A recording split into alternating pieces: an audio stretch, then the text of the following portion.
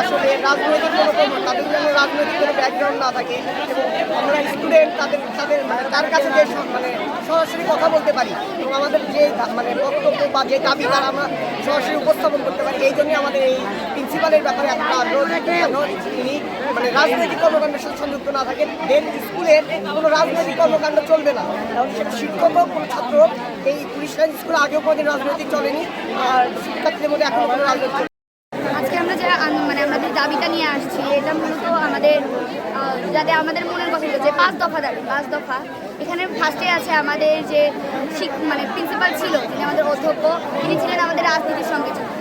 আমরা আসলে school college এটা মূল দুইটাই, তো আমরা চাই যে আমাদের যে প্রতিষ্ঠান, আমাদের প্রতিষ্ঠানে কোনো রাজনীতি কিছু না থাকুক। তিনি রাজনীতির সঙ্গে যুক্ত ছিলেন এবং আমাদের যে শিক্ষকগুলো আছেন, আমরা চাই রাজনীতির বাইরে যে এই শিক্ষকগুলোকে যাতে নিয়োগ দেওয়া হয়। আমরা আন্দোলন কর্মসূচি করছি, মানে প্রতিষ্ঠানের সকল শিক্ষার্থীদের পক্ষ থেকে আমরা এই আন্দোলনটা করছি। যেমন আপনারা তো আগে শুনছেন, বিগততে শুনছেন যে অধ্যক্ষটা রাজনীতির সঙ্গে যুক্ত ছিলেন। এছাড়াও যে আমাদের স্কুলের বিভিন্ন সুযোগ সুবিধা আছে, হাফ ফ্রি ফুল ফ্রি বিভিন্ন সুযোগ সুবিধা আছে।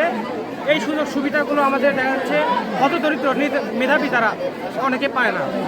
যারা শিক্ষক বা রাজনীতি কর্মকাণ্ডের সাথে যুক্ত তাদের আত্মীয় স্বজন ছেলে মেয়ে এরাই পায়। আমাদের যারা নিতান্ত দরিদ্র মেধাবী তারা হয়তো পাচ্ছে না।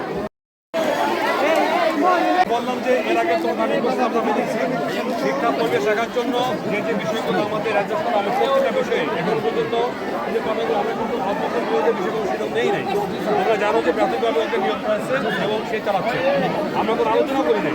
কেন হঠাৎ পেটে আসলে আমি জানি না এটা কেন তোমাদের মাঝে আসলে আমাদের আসলে আমরা যেটা মানে আসলে জানতে থাকে বা মানে মনোমালিনগুলো থাকে, এটা আসলে আমাদের শিক্ষার্থীদের উপর প্রভাব পড়ে। ক্লাসের ভিতর যে একটা স্যার আরেকটা স্যার আমরা একটু শুধু আমি বলি আমার দিক থেকে তোমাদের একটু কমেন্ট থাকে যে শিক্ষার পরিবেশ নষ্ট হয় এমন কোনো সিদ্ধান্ত আমরা নিব না। তোমাদের ক্ষয়ক্ষতি আর তোমাদের ছাত্রদের লেখাপড়া করতে এমন কোনো সিদ্ধান্ত আমরা নিব না। এখানে আমরা প্রথম থেকে দেখছি যে এখানে আমাদের ব্যক্তিগত কোনো চাহিদা কোনো প্রাপ্য কোনো কিছু নাই। সুতরাং তোমাদের যেগুলাই তোমরা যখনই যেটা এক্ষেত্রে তোমাদের কাছে শিক্ষা করতে যাও, তোমাদের সাথে যদি যে প্রবলেম লিখে দাও, তোমাদের প্রত্যেকটা জিনিস আমরা অ্যাডজাস্ট করবো। তোমাদের সমস্যা হবে বা তোমাদের লেখাপড়া করতে হবে, তোমাদের মনের ভিত্তিতে বা তোমাদের মতের ভিত্তিতে আমরা কোনো সিদ্ধান্ত নিব।